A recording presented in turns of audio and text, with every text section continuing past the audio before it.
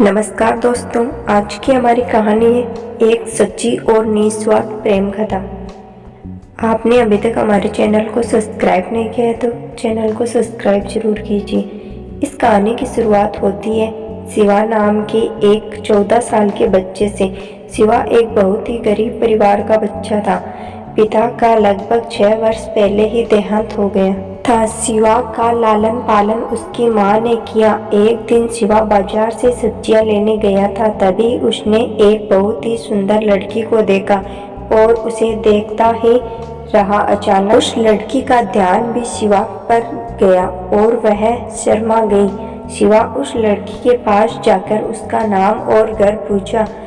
लड़की शर्माते हुए अपना नाम आवती बताई और गांव के जमींदार का रिश्तेदार बताकर वहां से भाग गई। शिवा के मन में आरती के प्रति काफी लगन बढ़ गई। वह हमेशा उसके ही बारे में सोचने लगा था। कुछ दिन बाद आरती अपने घर से चली गई। समय अपनी रफ्तार से निकलता गया। शिवा अब सेना का जवान बन गया था।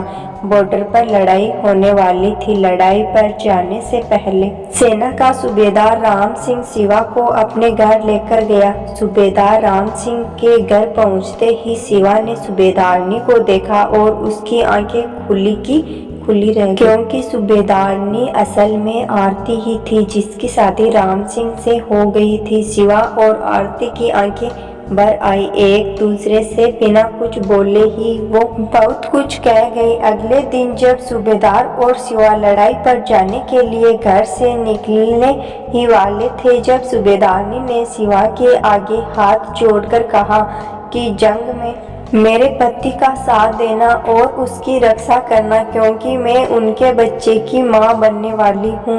हृदय को छू लेने वाली इस बात को सुनकर शिवा ने सूबेदारनी से वादा किया कि वह लड़ाई से लौटा या ना लौटे, मगर सूबेदार राम सिंह जरूर वापस आएंगे। इतना कहकर सूबेदार और शिवा लड़ाई के लिए निकल गए। जंग के मैदान में चारों तरफ से गोलियां चल रही थी। शिवा को एक गोली लग चुकी थी, मगर वह डटा था। तभी अचानक सूबेदार के सीने में 2 और हाथ में एक गोली लग गई। सूबेदार जमीन पर गिर गया।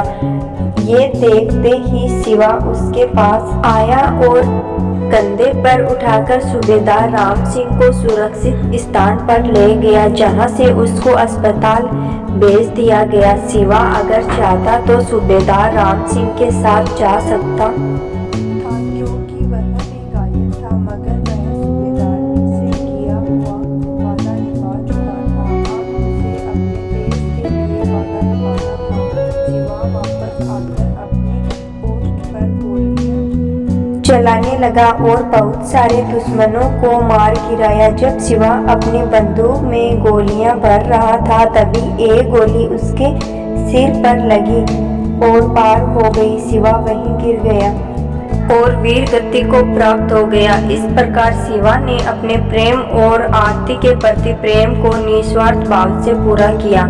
कहानी कैसी लगी कमेंट बॉक्स में कमेंट करके जरूर बताना। ऐसी ही अनमोल और अनोखी कहानियाँ सुनने के लिए हमारे चैनल को सब्सक्राइब करना ना भूलें। धन्यवाद।